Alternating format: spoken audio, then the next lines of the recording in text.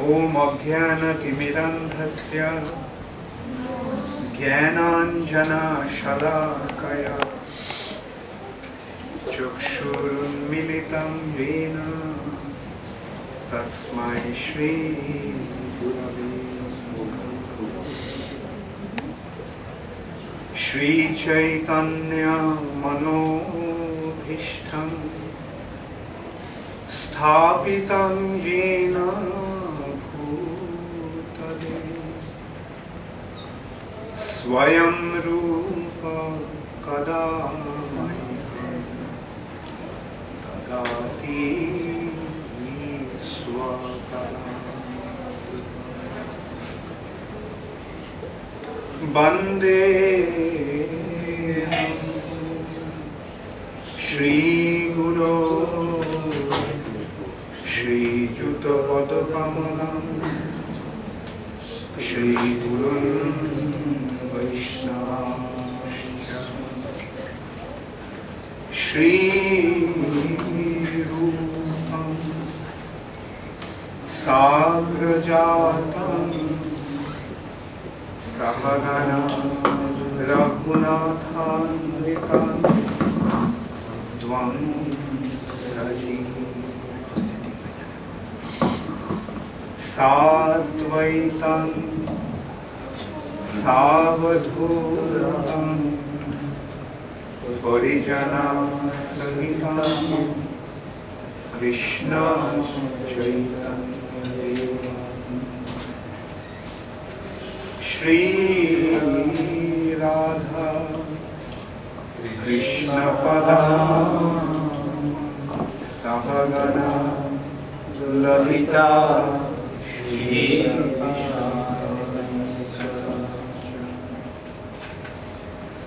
He Krishna Karuna Sindhu Dīnabandhu Jagatare Gopesha Govinda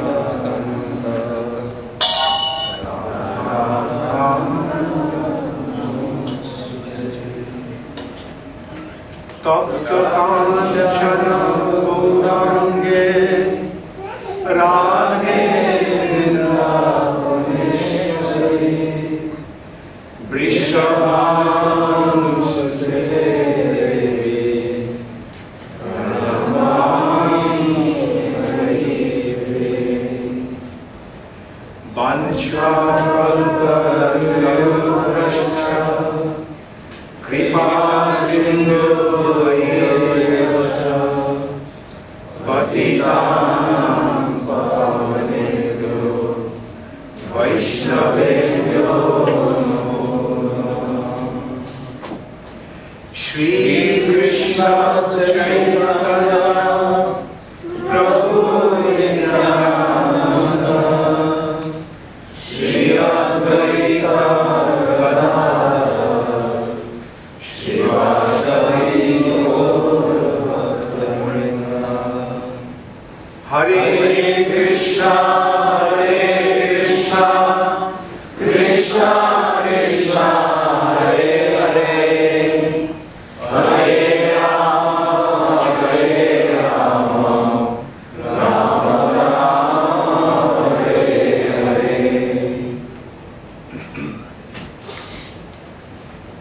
Hare Krishna. Hare Krishna. It's very nice to see that under the leadership and guidance of His Holiness Sri Vikram Maharaj, a very dear and trusted disciple of Srila Prabhupada. Krishna consciousness is spreading in this area.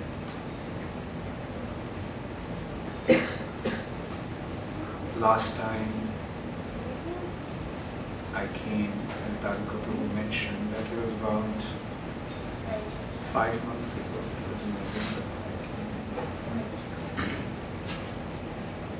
the Sunday feast was conducted in a rented place. But this time I come and I see such a beautiful property. And now Krishna has a beautiful temple. And I'm confident that in a very short time, a beautiful temple will become manifest here. Haribo. Beautiful deities. And they naturally deserve the most wonderful arrangement for their worship.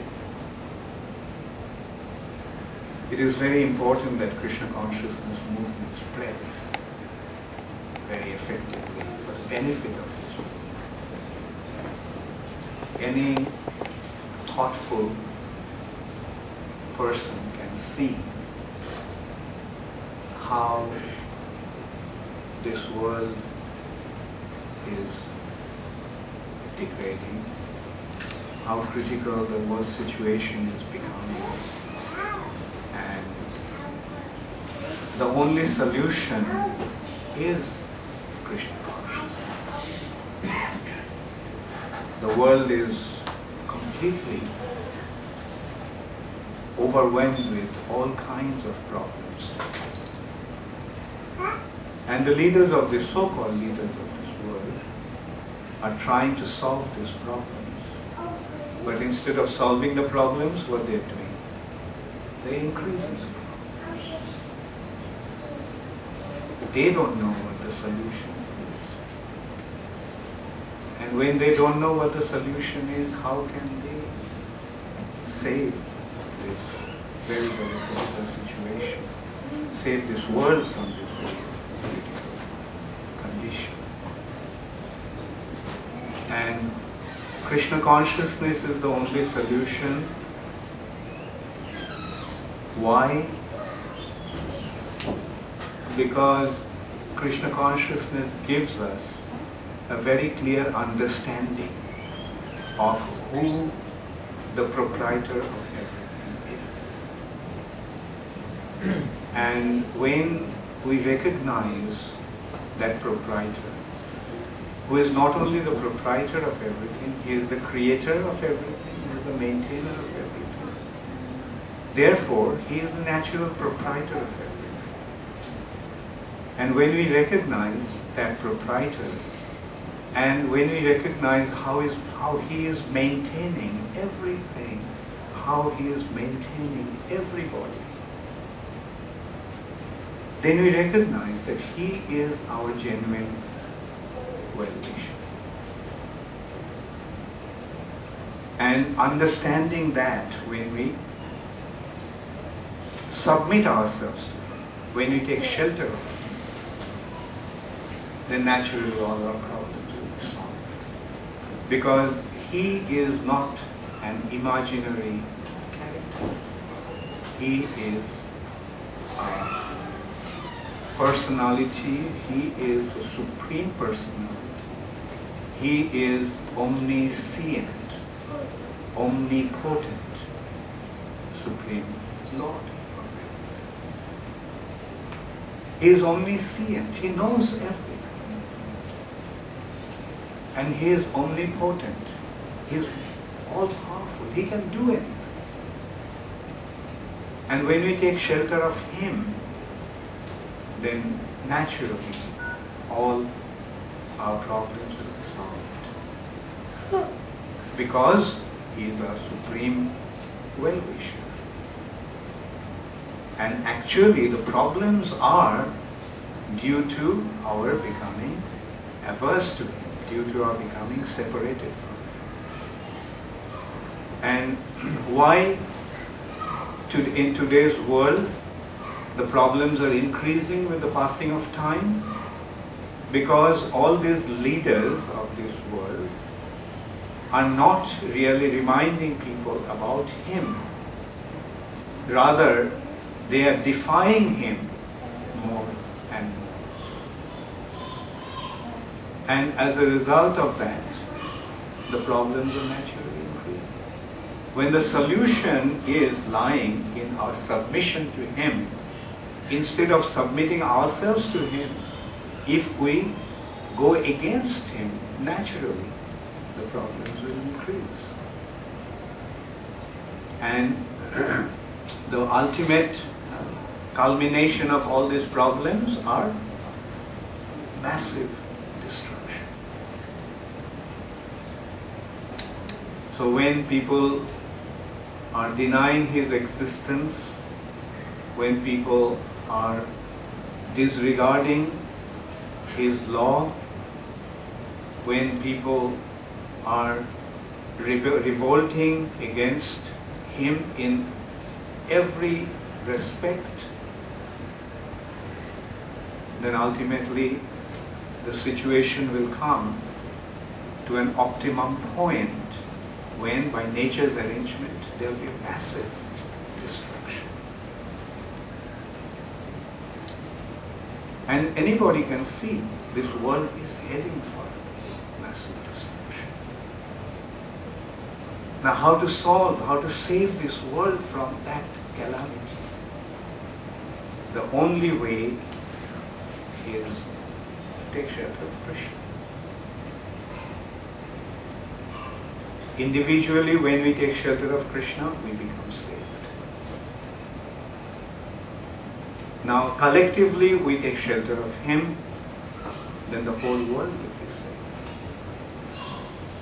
Therefore, the only solution to this world is submission to Krishna, surrender to Krishna. And it is presented to this world in a very beautiful way, in a very sublime and simple way by His divine grace, H.Bhakti.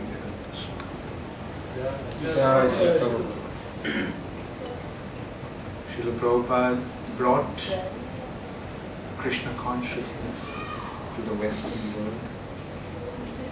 Single-handedly, he started this movement, and then gradually the young boys and girls of America came forward to assist him. They responded to his call and they surrendered themselves to his mission. Individuals like His Holiness Tirupati Maharaj, they were young boys. They became attracted to Srila Prabhupada, and as a result of that attraction, they suddenly offered everything to Srila. They gave up their materialistic way of life. They gave up their prosperous way of American life and accepted a very simple life of a mendicant. As young boys and girls, they just were ready to offer themselves completely, without any restriction, without any reservation, without any condition to Srila Prabhupada. And with them, Srila Prabhupada started that movement, this movement, and Srila Prabhupada spread this movement all over the world within an incredibly short time, 10 years. It's inconceivable how a movement like this could spread with such dynamism and speed. In 10 years' time, this movement spread all over. Srila Prabhupada, within the short span of 10 years' time, established 108 temples in all the major cities of the world. And Srila Prabhupada presented this mission through a very structured institution, and that is the International Society for Krishna Consciousness. Prabhupada knew that he won't be able to achieve everything in the few years that he had left. Srila Prabhupada went to the West, or rather Srila Prabhupada came to the West at a rather old age. He came here at the age of 70. And naturally, Prabhupada knew that he didn't have much time left. Therefore, Prabhupada gave a whole lot of emphasis on this institution. Because Prabhupada wanted that after he left, that this movement should continue. And that's why the whole emphasis was on the institution. And we can see that even after Srila Prabhupada's disappearance, generally spiritual organizations come to a halt. They disintegrate, they fall apart. But that didn't happen with ISKCON. Rather, ISKCON is growing, ISKCON is expanding.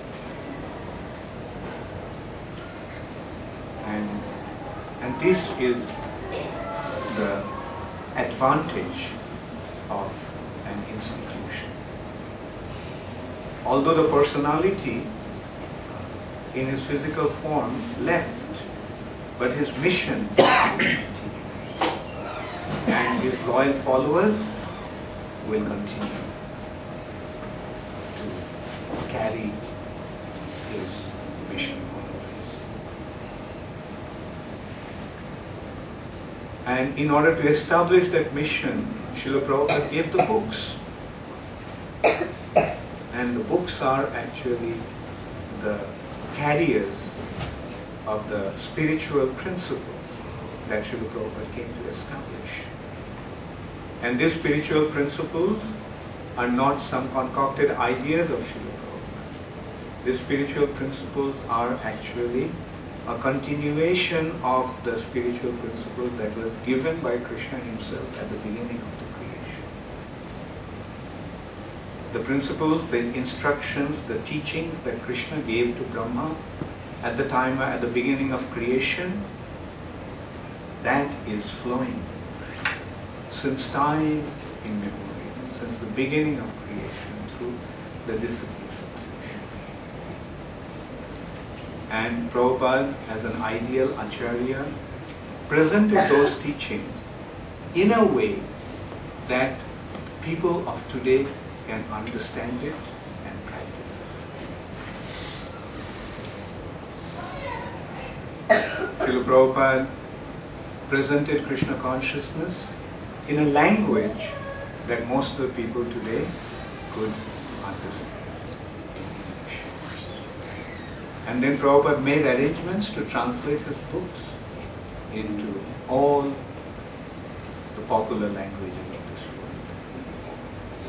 So this is the foundation, this is the basis of ISKCON. ISKCON is not just some temporary, fashionable culture. ISKCON is a very well-founded spiritual science that teaches us the way back to the spiritual sky.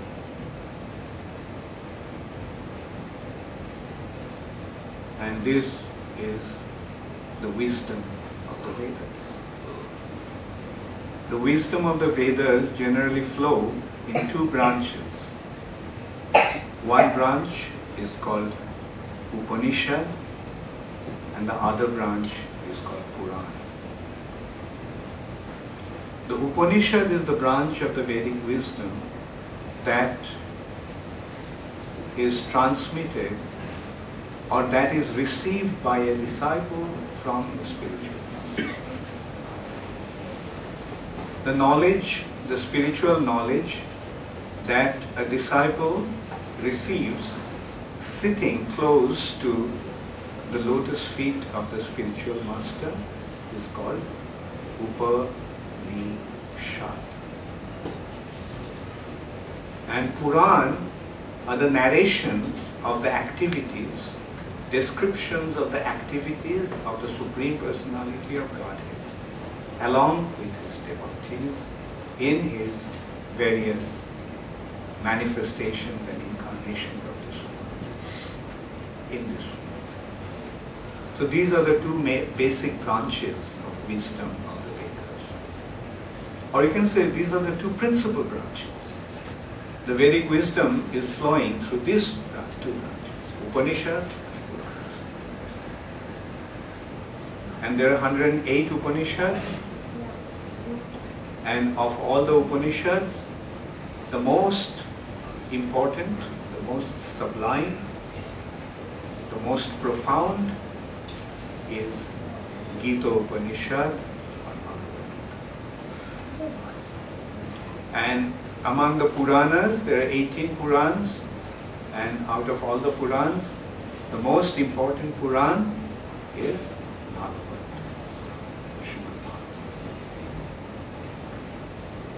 And Prabhupada established his teachings through these two books, Bhagavad Gita and Srimad Bhagavatam. Prabhupada, the first book that Prabhupada presented is Bhagavad Gita. Because this is the basics. And why Bhagavad Gita? We can consider why Bhagavad Gita is an Upanishad, and what is the specialty of this Bhagavad Gita as Upanishad? This knowledge was received by Arjuna from Krishna, the Supreme Personality, directly. Krishna imparted. So the spiritual master is Krishna and the disciple is Arjuna. And Krishna presented them to Arjuna. And that is Bhagavad Gita. Sitting close to the lotus feet of the spiritual master, disciple, Arjuna received his knowledge from the supreme spiritual master, Krishna. Adi Guru, the original spiritual master. And in Bhagavad Gita, we see that the entire Vedic wisdom has been presented in a most profound way, yet in a most simple way. So simple that even a child can understand Bhagavad Gita if it is presented to him properly. Unfortunately, many unscrupulous people, they translate Bhagavad Gita, they explain Bhagavad Gita, give purports or bhashya, commentaries on Bhagavad Gita. But those Bhagavad Gitas don't bear any fruit, doesn't give any result. Personally, I'm sure many of you may have also had that experience. At least I can say for myself, I used to be quite fond of Bhagavad Gita. I used to carry a Bhagavad Gita.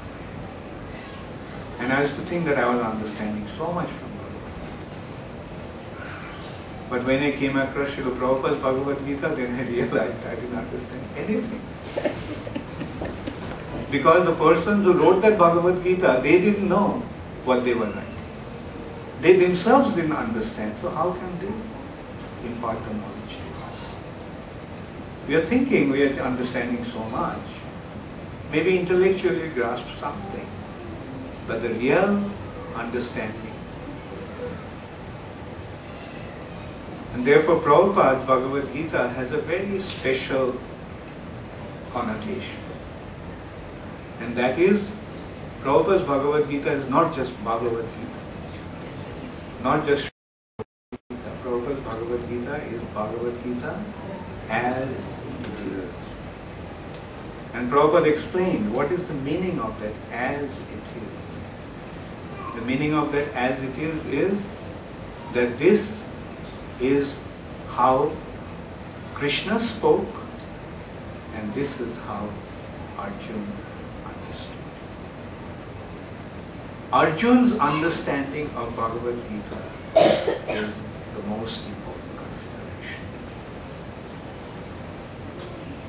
Not some Tom, Dick and Harry's understanding of what Krishna said. Those Bhagavad Gitas are not Bhagavad Gita. Therefore Prabhupada has to emphatically remind us that this is how we have to understand the way Krishna spoke and the way Arjuna understood. And why Arjun's understanding is so special? Because Krishna himself mentioned that Arjuna, I am imparting this knowledge to you because bhaktosi me sakha cheti rahasam is. Because Arjun, you are my bhakta, you are my devotee, and sakha, you are my friend. And that's why I am revealing this rahasyam, this very, very special secret to you. And time again it has been reminded in Bhagavad Gita, bhaktamam avijjana. Only through devotion can one understand me. Only through devotion can one recognize the teaching or understand the teaching that Krishna is imparting. And Prabhupada's Bhagavad Gita is the Gita that Krishna, the way Krishna gave and the way Arjuna understood. That is the importance of, real importance. And we can see the results. Although there are hundreds of Bhagavad Gita translations, hundreds of translations of Bhagavad Gita. But all these books put together did not make a single devotee of Krishna. All those were just useless rendition and printing of books because they did not serve the purpose. At least I haven't seen anyone become a devotee of Krishna by reading those books. Rather, they became Krishna's competitors. But this one Bhagavad Gita as it is, which has been presented by Shri, this one book has made thousands upon thousands of devotees all over the world. And this book will continue to make devotees all over the world in innumerable numbers in time to come. And that is the power, that's the potency of this translation. And on these books, the books that have been given by Srila Prabhupada with a perfect spiritual understanding is the foundation of the International Society for Krishna Consciousness. If we want to become a member, a worthwhile member of ISKCON, what is required, what is expected out of us? The first thing that we are expected to do is to follow Srila Prabhupada's teachings. The essence of Srila Prabhupada's teachings is surrender unto Krishna, which is the ultimate consideration of Bhagavad Gita, the ultimate instruction of Bhagavad Gita. Sarva dharma parityajya bhāmi karo. And when you come to ISKCON, what we are expected to do? Giving up all your nonsense, just surrender. It means the same thing. Sarva dharma parityajya means give up all your so-called dharma, which are actually not dharma but nonsense. Which is just indulgence in materialistic way of life for your sense gratification. If you want to make a success, if you want to make your life successful, then just surrender. Just by doing that, your life will become successful. You don't have to do anything. Not that you don't have to do anything. Like when you surrender unto Krishna, then you automatically get to know what you are expected to do, what you are meant to do, what you are supposed to do. So, this is the basic requirements for one who is desirous to follow Srila Prabhupada's instruction. Those who wants to become members of ISKCON. And what is the result? What is the gain? What's the benefit? The first benefit is, what is the first benefit that we derive? We achieve immortality. That is the first benefit. No more death. Just accept the teachings of Bhagavad Gita. You won't have to go very far. Just accept just the second chapter of Bhagavad Gita. If you properly understand the second chapter, your life has become successful. You have achieved. You are not going to die. Why? Because you get to realize that you are a spirit soul and your body is only an external covering. And death means your spirit soul's departure from the body. So since the soul doesn't die and since you are the spirit soul, you will not. Death is only a changing of the body. Just as we change our dress, death will mean changing our body. So this is how immediately we achieve immortality. Then gradually we get to know how to act in this life, in this world. Krishna explains how to act. In the third chapter, Krishna explains that at the time of creation, he made some arrangements. There are the demigods who are the controllers of different affairs of the material nature, and it is they who are providing all the facilities that we need. Therefore, we must pay some price, some tax. And paying the tax is called yajna, sacrifice. It is something like we are getting the electricity, and who is supplying the electricity? The electric supply department. And at the end of the month, we have to pay the bill. And if we don't pay the bill, there won't be any electricity. So similarly, the demigods are supplying various facilities to us. They are supplying light, they are supplying heat, they are supplying water, they are supplying rain, they are supplying wind, they are supplying money, they are supplying education.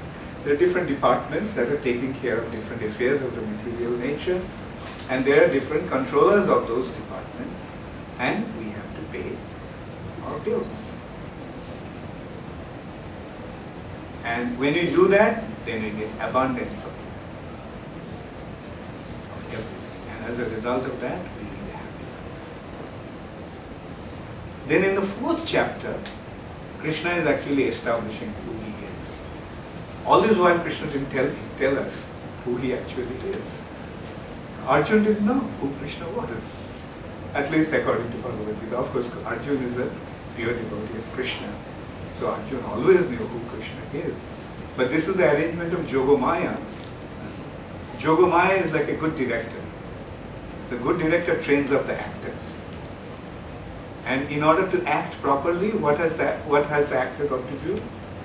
The actor has to forget who he is, and he has to become the role he is playing. So Yogamaya makes one forget.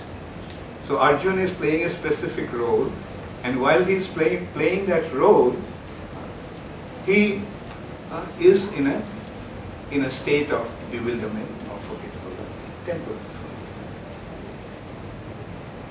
And therefore, when Krishna told Arjuna, after the third chapter, the beginning of fourth chapter, Krishna said, Arjuna, I gave this knowledge to Vivaswan, the sun god. Imam Vivasvate Yogam Praptavan Bhava. This inexhaustible knowledge was given to me by Vivaswan, the sun god, at the beginning of creation. And then Vivaswan Manave Praho, Manu Riksha. And Vivaswan gave it to Manu, then Manu gave it to his son Riksha. And Evam Parampara Praptam Imam Rajarshri. In this way, through the disciplic succession of the saintly kings, this knowledge had been flowing since time. So Arjuna then had a natural query that Aparayam itastannam, no, I'm sorry. Param janma aparam bhavato janma param janma vivashyati katham etan vijaniyam tamado prakrama. He said, Vibhashan was born so long ago. And you were just born the other day. You're of my age. So how can I understand? Katham etan vijaniyam. How can I understand that you gave this knowledge to Vibhashan? Then Krishna told him, Bahuni me jatitani janmani. Many, many times, Arjun, both you and I have taken birth. But I remember everything of those words. I remember all those words, everything that I've done in all those words. Whereas,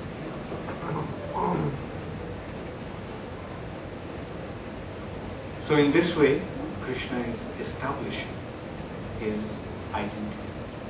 And then he says, Ajo Vishanam Vayatma, Bhutanam Ishvaro, Prakritim Sham Adhisthaya Sambhavam. That although I am Aja, although I am unborn, I don't take birth, I am unborn. And Abhayatma, my soul is not subjected to any change. Myself do not go through any kind of change. But Prakritim Sham Adhisthaya Sambhavam. Taking shelter of my internal potency, Atmamaya, Jyotomaya, I come and manifest myself, Sambhavam.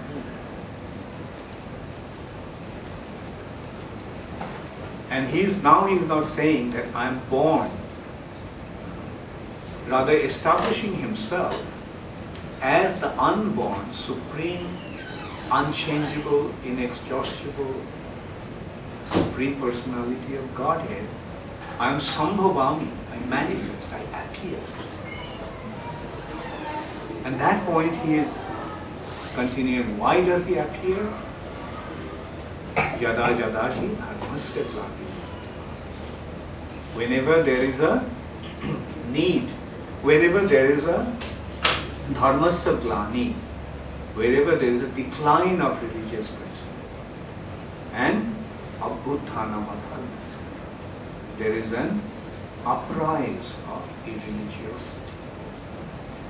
Then in order to establish dharma, I come, I sambhavami, I manifest myself.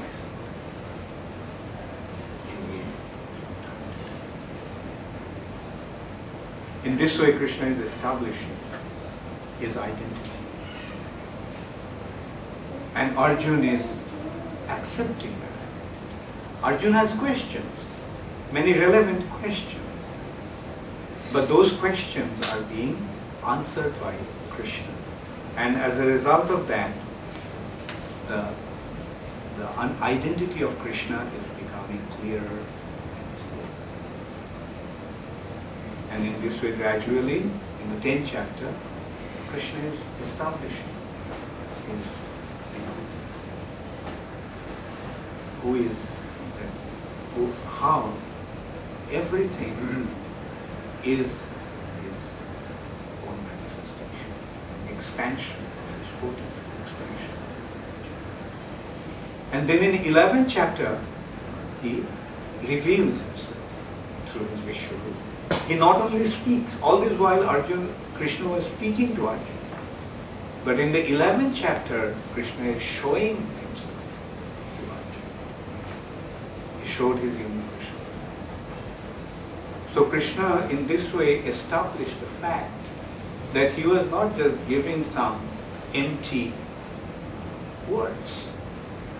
He proved the validity of his statements by revealing his identity, revealing himself as the source of everything that has become manifested in nature, universal form. And in this way, finally, Krishna leaves it up to Arjun. Okay, Arjun, I gave you the knowledge, now you decide for yourself. And what is Arjun's answer? Arjun's answer is Nashto Moha Smriti. Now my moha, my bewilderment has been destroyed. I have regained my memory. And whatever you tell me, I'll follow whatever you suggest. And Krishna's final instruction is, yes, Arjuna, Sarva Dharma.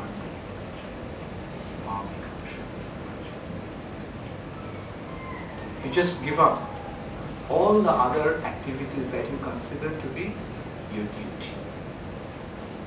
Whatever you consider to be your duty, just don't worry about it. You don't give up all your so-called duties. Mami, just surrender unto me. And the result will be Aham Tuam Sarva Bhakti. I will deliver you from all your sinful actions. Don't worry about it. And this was Srila Prabhupada's very basic instruction, very primary instruction. Sarva Dharma Krishna Mekam. And that is the thing that I understood by reading Prabhupada's Bhagavad Gita. The difference, somebody was asking me, what is the difference between other Bhagavad Gita? I mean, once I was explaining like this, and the question came up, what is the difference of those Bhagavad Gitas with Prabhupada's Bhagavad Gita as it is? And my answer was, in the Bhagavad Gita, what Krishna was the last instruction of Krishna in Prabhupada's Gita, that has been first instruction. And Prabhupada just made it very clear. Surrender unto Krishna. That's his first instruction. Surrender unto Krishna. And that's also Prabhupada's last instruction. Because that's the basic instruction. Just surrender unto Krishna. That's all that you have to do. Just surrender unto Krishna. And then you will see yourself what is the benefit of surrender. There's no need for elaborating or explaining. You surrender and you yourself will see what happens. Just like when you are hungry and when you eat, does anybody have to come and tell you what happened to you? Now your stomach is full and you're satisfied, your body is the same. Does anybody need to tell you? No, you yourself feel it. But similarly, when you surrender unto Krishna, you yourself feel it. And that is why Srila Prabhupada's Bhagavad Gita is having such wonderful result all over the world and thousands upon thousands. In course of time, today I am saying thousands upon thousands. But a time will come when people will say millions upon millions of people are becoming devotees. It's only a matter of time. Thank you very much. Our Lord is Krishna.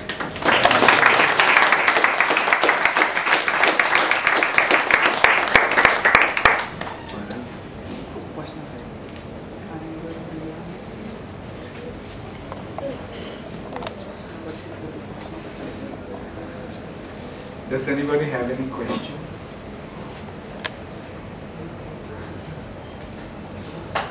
Oh yeah.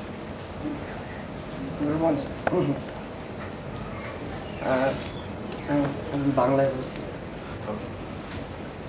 আপনি তাহলে আদি গুরু আর গুরুর মধ্যে কোনো পার্থক্য নেই? না। তাহলে কৃষ্ণ যখন অর্জুন যখন কনফিউজ হয়ে গেছিলেন, তো কৃষ্ণ ওনাকে বিভূতি রূপ দেখিয়েছিলেন।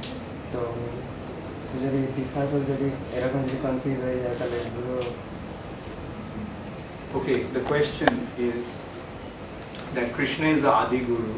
So does it mean that there is no difference between Krishna and the spiritual master, Adi Guru? So if the disciple has a doubt, like to dispel Arjun's doubt, Krishna showed his Vishwarup. So when a disciple is in doubt, what should Guru do? Okay. Well, there is no difference, and at the same time there is difference. Krishna is the Adi Guru, and the Guru simply, becomes a Guru because he simply repeats the instructions of Krishna. That is why there is no difference. But the difference is that Krishna is the Supreme Personality of God, but Guru is the Jiva, the living. But because he is representing Krishna here, now Krishna can show his universal form, but that doesn't mean the Guru, because he is representing Krishna, he also has to show his universal form. No, that shouldn't be expected of. Rather, we have to understand that the bona fide, the authority of the Guru is that the Guru is giving Krishna's instruction in order to make us understand who Krishna is. Guru's business is to teach us who is Krishna. Krishna, when he came and he gave the instructions to Arjuna, Krishna said, I am the Supreme Personality. But Guru, what does he do? Does he say that I am the Supreme Guru? No. The bona fide spirit, if a Guru speaks like that, then he is not a Guru. He is totally not. But what does Guru teach? Guru says, Krishna is God. Krishna is the Supreme Personality.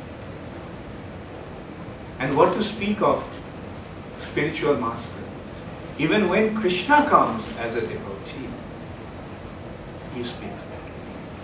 He came as Chaitanya Mahaprabhu. He did not say, I am God, although he is God himself. He did not say, I am God. Rather he said, Krishna is God. So that is what makes Guru.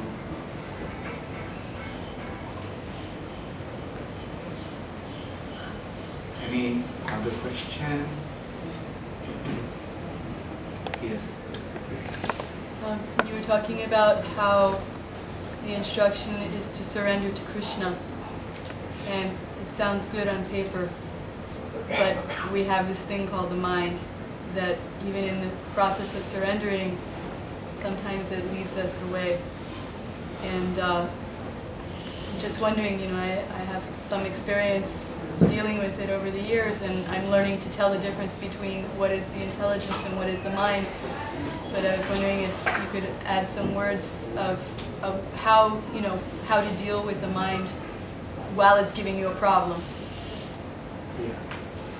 Mind is actually the medium through which the consciousness flows towards the material direction.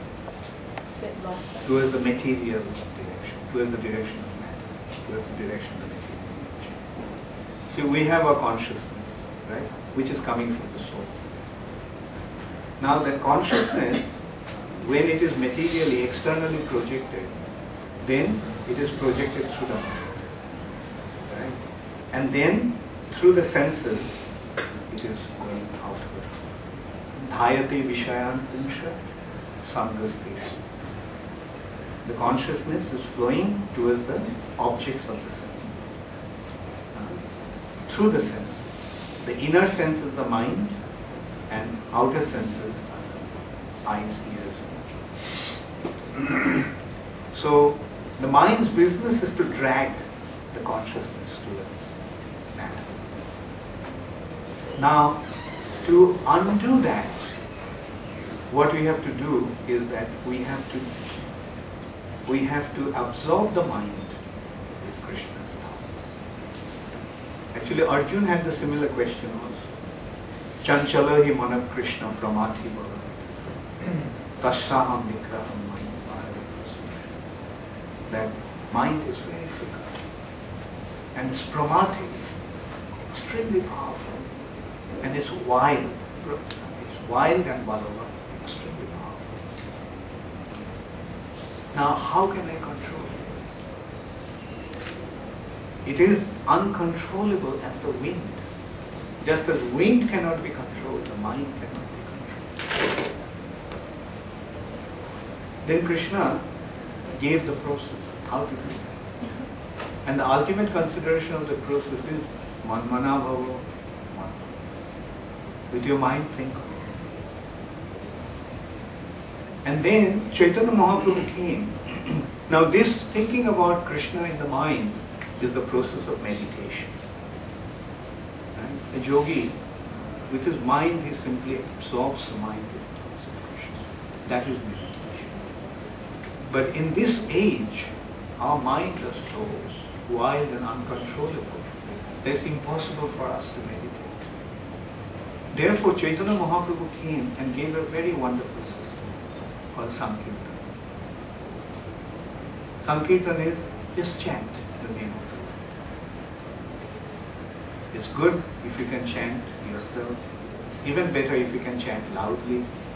It's even better if you can sing. And it's the best if all of you get together and chant. Sing. So that way, our mind can be controlled. But Sankirtan also has another connotation.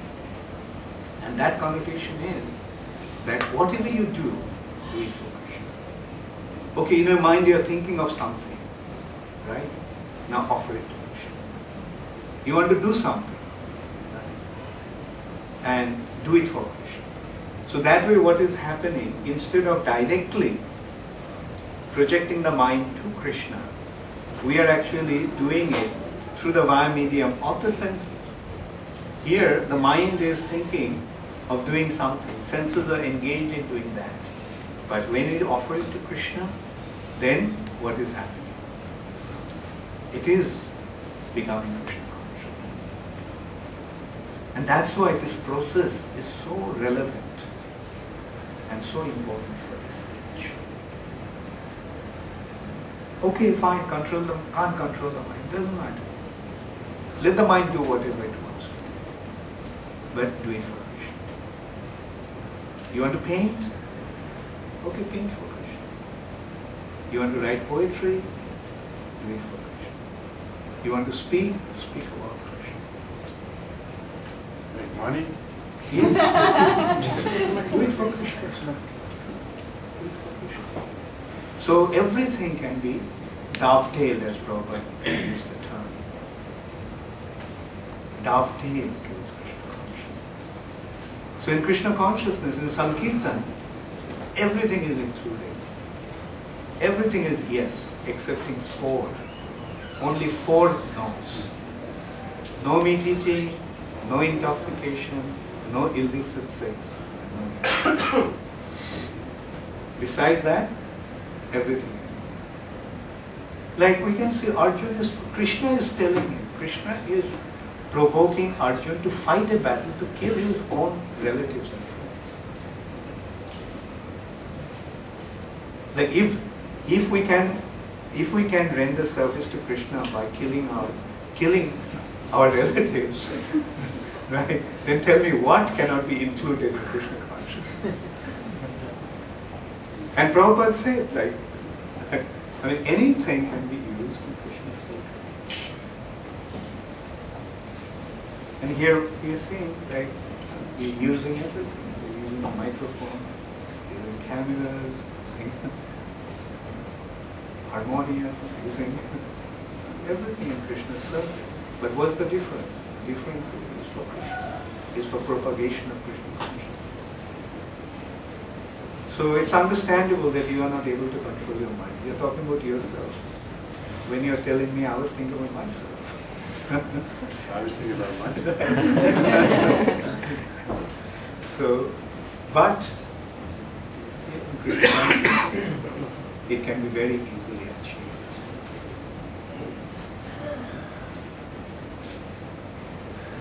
Okay, we can have a little kirtan now.